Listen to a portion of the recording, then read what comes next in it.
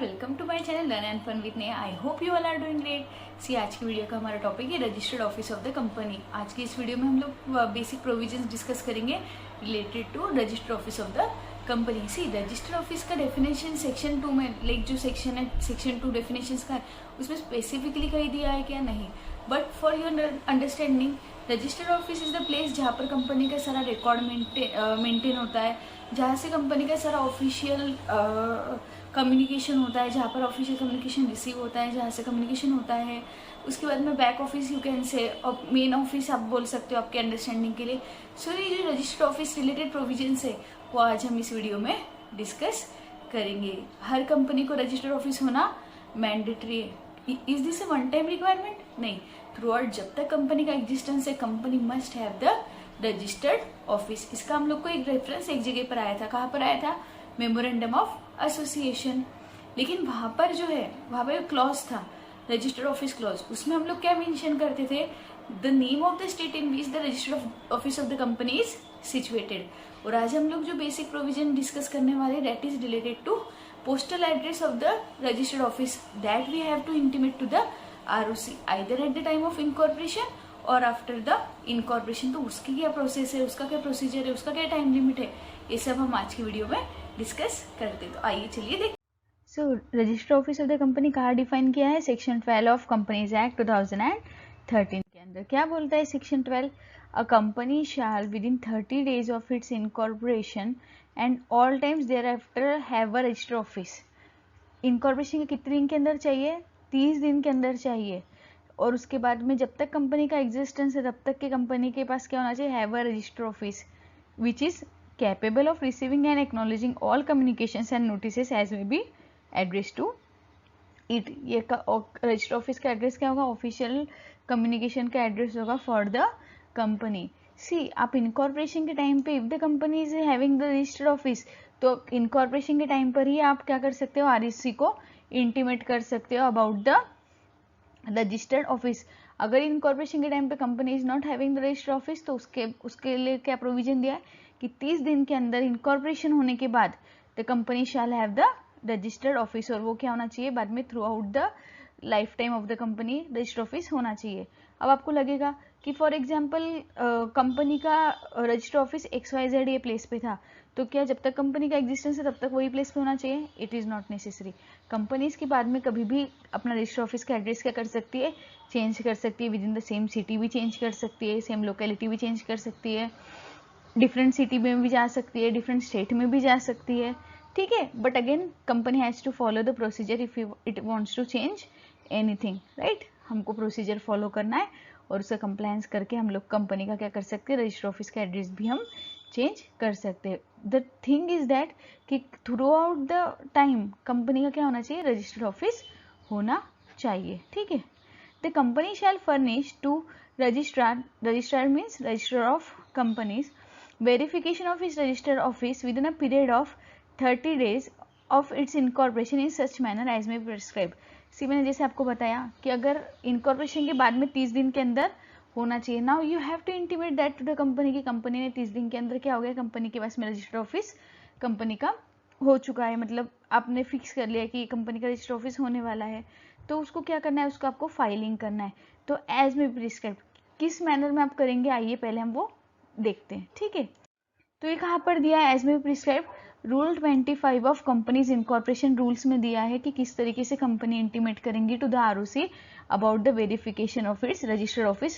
ठीक है, after the incorporation. ये अभी हम लोग जो देखेंगे this is after the incorporation. ठीक है, सो उसके लिए टाइम पीरियड कितना है? विद इन 30 डेज के अंदर ये फॉर्म फाइल करना है। The verification of registered office shall be filed in form INC 22। INC 22 में जाएगा अलॉन्ग विद द फीस। ठीक है, and there shall be attach to the said form any of the following documents. उसके साथ में आपको उस फॉर्म को क्या करने हैं? नीचे दी गए अटैचमेंट्स लगाने हैं। सी आइदर कंपनी का जो रजिस्टर्ड ऑफिस है इट कैन बी ओन्ड और it can be on rent और लीज। ठीक है, राइट? तो अगर इफ इट इज ओन्ड तो फिर इफ दैट इज ओन्ड तो फिर आपको क्या डॉक्यूमेंट देने हैं? इफ इट इज रेंटेड तो आपको क्या डॉक्यूमेंट देना है ये हम देखते हैं। ठीक है, the registered document of the title of the premises of the register office in the name of the company. अगर कंपनी ने खुद का ही रजिस्टर ऑफिस परचेज कर लिया है, खुद के नाम पर ही कोई रजिस्टर ऑफिस ले लिया है, तो दैट जिसके ऊपर टाइटल डीड के ऊपर कंपनी का नाम है वो आपको वो सबमिट करना है, that register document. The notarise copy of lease और रेंट एग्रीमेंट, अगर वो रेंटेड प्लेस है तो आपको क्या करना है, rent agreement in the name of the company along with the rent paid receipt not older then 1 month. आपको सर में क्या लगाना है, रेंट पेड रिसीट भी लगाना है कि आपने क्या किया है, एक 1 मंथ का जो भी पेमेंट किया है उसका आपको रिसीट लगाना है अलॉन्ग विद द रेंट और लीज एग्रीमेंट। एंड वो किसके साथ में होगा एग्रीमेंट, विद द कंपनी होगा, ठीक है। Then the authorisation from the owner और authorise occupant of the premises along with the proof of ownership or occupancy authorization to use the premises by the company and as its register office। For example बहुत सारे cases में ऐसा होता है कि जो director होता है कंपनी का, जो कंपनी का डायरेक्टर होता है उसका ही premises the company uses as its register office, या कोई भी और भी पर्सन हो सकता है डायरेक्टर के अलावा।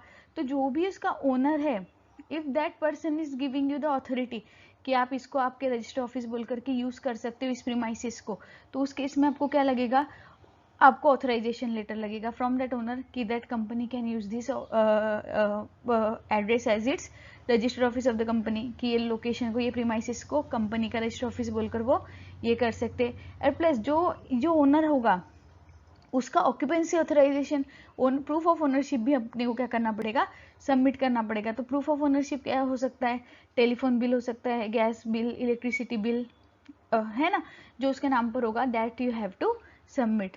Now the proof of evidence of any utility service like telephone, gas, electricity depicting the address of the premises in the name of the owner of the document as the case में भी which is not older than 2 months।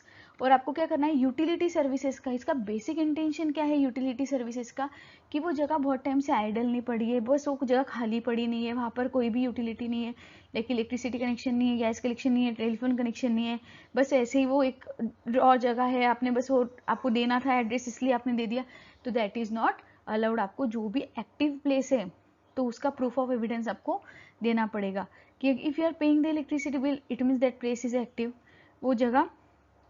और उसके लिए भी criteria दिया है कि with not older than 2 months। तो सब for example if you are filing in April तो आप ज़्यादा से ज़्यादा 2 months पीछे जा सकते हो, दैट इज फरवरी मार्च का आप क्या कर सकते हो, electricity bill, telephone bill, gas bill क्या कर सबमिट कर सकते हो as a proof of evidence. So these are the attachment. तो ये जो 30 days का क्राइटेरिया है this is after the incorporation, अगर कंपनी रजिस्टर करती है तो उसके साथ में। और ये जो अटैचमेंट है तो ये भी आपको साथ में क्या करनी है, लगानी है at the time of filing of the form. It can be rented और इट कैन बी ओन्ड, ठीक है। So this is how it is prescribed under rule 25 of companies incorporation rules 2014, ठीक है। नाउ उसी का हम लोग जो सेक्शन देख रहे थे 12, उसका क्लॉज 3 क्या बोलता है, sub section 3, every company shall, क्या बोलता है, हर कंपनी का ये रिस्पॉन्सिबिलिटी है, पेंट और affix its name and the address of its register office and keep the same painted और affix on the outside of the every office और place in which its business is carried on. कि कहाँ पर आपको register office का जो भी address है, कंपनी का नाम है, ये सब आपको क्या करना है, पेंटेड, मतलब जो भी आपका प्लेस है जहाँ से आपका बिजनेस हो रहा है वहाँ पर आपको सब जगह पे पेंट भी करना है या फिर आप अफिक्स भी कर सकते हो। दैट शुड भी आपको वो रीड करते आना चाहिए। अगर कोई लोकल लैंग्वेज है तो उस लैंग्वेज का भी उसके अंदर रेफरेंस होना चाहिए, उस लैंग्वेज में भी वो होना चाहिए, ठीक है। So these are the they have given some guidelines for that. Then अगर कंपनी का कॉमन सील है तो उसके ऊपर भी कंपनी का नाम क्या होना चाहिए, मेंशन्ड होना चाहिए।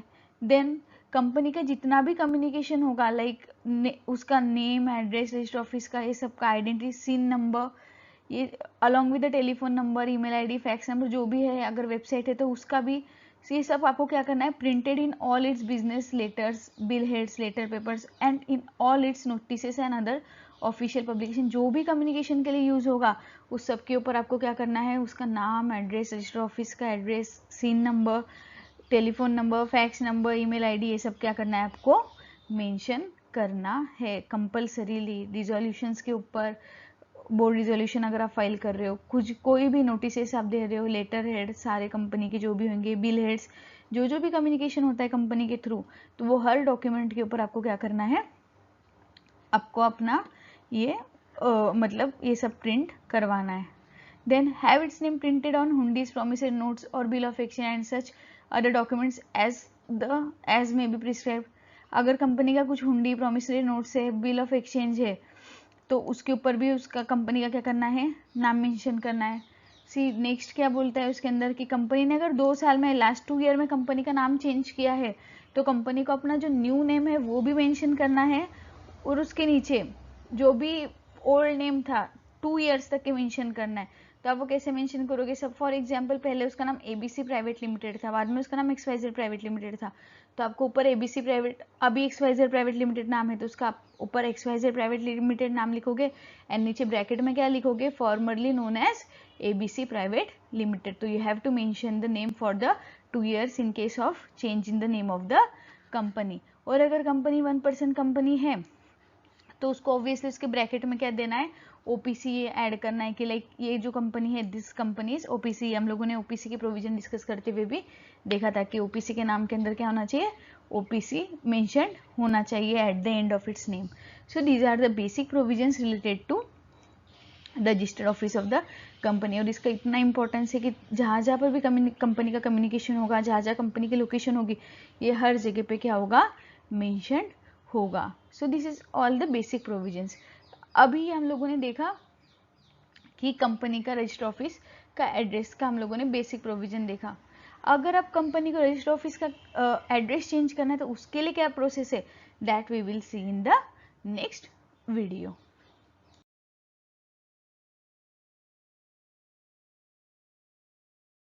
आई होप आपको आज का वीडियो अच्छा लगा होगा. अगर अच्छा लगा है तो please do like, share, subscribe to my channel if you are new to the video.